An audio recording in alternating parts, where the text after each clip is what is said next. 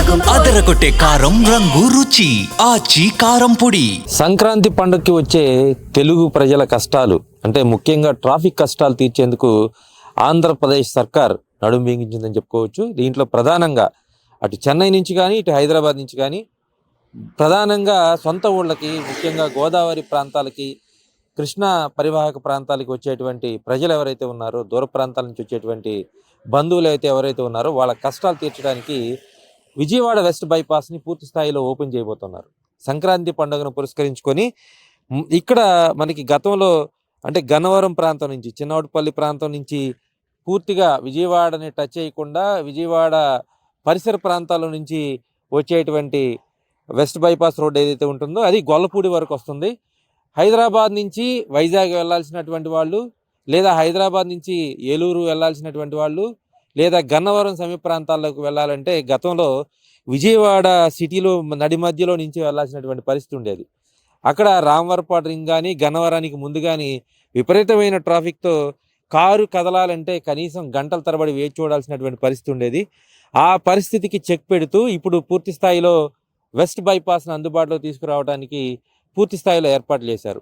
అదేవిధంగా చెన్నై కానీ నెల్లూరు ప్రాంతం నుంచి కానీ ఇటు గుంటూరు, కృష్ణా లేదా వెస్ట్ గోదావరి ప్రాంతాలకు వెళ్ళాలంటే గతంలో మంగళగిరి దాటిన దగ్గర నుంచి ట్రాఫిక్ కష్టాలు స్టార్ట్ అయ్యాయి.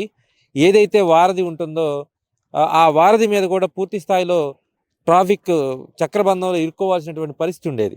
సో ఇలాంటి పరిస్థితులు కూడా చెక్ పెడుతూ ఇప్పుడు చినకాకాని ప్రాంతం ఏదైతే మంగళగిరికి కొద్దిగా ముందుగా టోల్గేట్ ఉంటుందో ఆ టోల్గేట్ దాటగానే చినకాకాని వెస్ట్ బైపాస్ ఏదైతే అమరావతి ఇన్నర్ రింగ్ రోడ్ ఉంటుంది ఆ ఇన్నర్ రింగ్ రోడ్డు కూడా ఇప్పుడు గొల్లపూడి వరకు పూర్తి స్థాయిలో అందుబాటులోకి తీసుకురావడానికి, అదేవిధంగా ఈ సంక్రాంతి పండగకి చిన్న మధ్యతరగతి వాహనాలకు అనుమతి ఇస్తూ అంటే బైక్స్ కానీ లేదా స్కూటర్స్ కానీ ఆటోలు కానీ లేదంటే కార్లు వరకు ఇలాంటి ట్రాఫిక్ని ఏదైతే ఉందో పూర్తి స్థాయిలో విజయవాడ వైపుకి వెళ్లకుండా, అదేవిధంగా విజయవాడ సిటీతో సంబంధం లేకుండా ఈ వెస్ట్ బైపాస్ నుంచే అమరావతి ఇన్నర్ రింగ్ రోడ్ నుంచే పంపించే ఏర్పాట్లు చేస్తున్నారు. తద్వారా గణనీయంగా విజయవాడ సిటీ మీద ట్రాఫిక్ చక్రబంధం అయితే పూర్తి స్థాయిలో తగ్గేటువంటి పరిస్థితి ఉంటుంది. ఆ ప్రెజర్ మొత్తం కూడా ఇప్పుడు నూతనంగా నిర్మిస్తున్నటువంటి అమరావతి ఇన్నర్ రింగ్ రోడ్ కానీ అదేవిధంగా విజయవాడ వెస్ట్ బైపాస్ కానీ ఈ మొత్తం కూడా వచ్చేటువంటి ట్రాఫిక్ని పూర్తి స్థాయిలో డైవర్ట్ చేయబోతున్నారు. దీంతో పాటు అతి ప్రధానంగా చెప్పాలంటే అమరావతికి కనెక్టివిటీ పూర్తి స్థాయిలో ఏర్పడబోతోంది.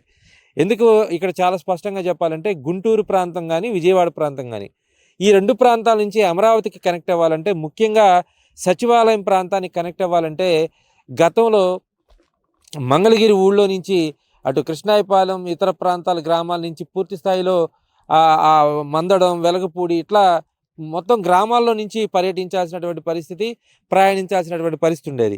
అది సామాన్య మానవులైనా సరే లేదంటే ఎమ్మెల్యేలు, మంత్రులు ఎవరైనా సరే ఆ గ్రామాల్లో నుంచి వెళ్ళాల్సిన పరిస్థితి ఉండేది.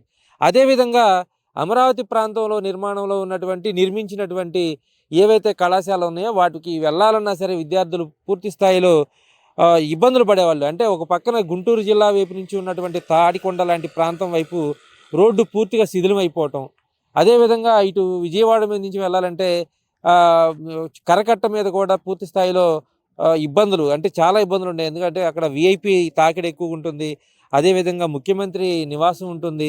సో ఇలాంటి పరిస్థితుల నేపథ్యంలో ట్రాఫిక్ చాలా ఇబ్బందులు వస్తున్నటువంటి పరిస్థితి.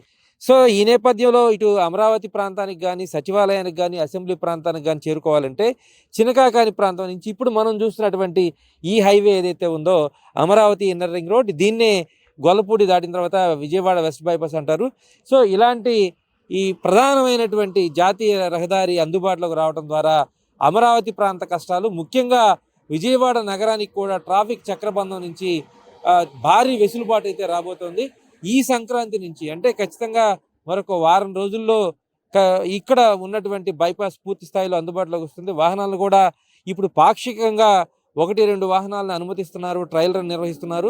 అదేవిధంగా సంక్రాంతి పండుగకి పూర్తి స్థాయిలో వాహనాలని అనుమతించి అటు చెన్నై నుంచి కానీ ఇటు విజయవాడ వచ్చే వాహనాలు, లేదా హైదరాబాద్ నుంచి విజయవాడ లేదా హైదరాబాద్ నుంచి ఇటు నెల్లూరు వైపు వెళ్ళేటువంటి వాహనాలకు పూర్తి స్థాయిలో ట్రాఫిక్ చక్రబంధం నుంచి విముక్తి కల్పించబోతున్నారు రాష్ట్ర ప్రభుత్వం అని స్పష్టంగా తెలుస్తోంది.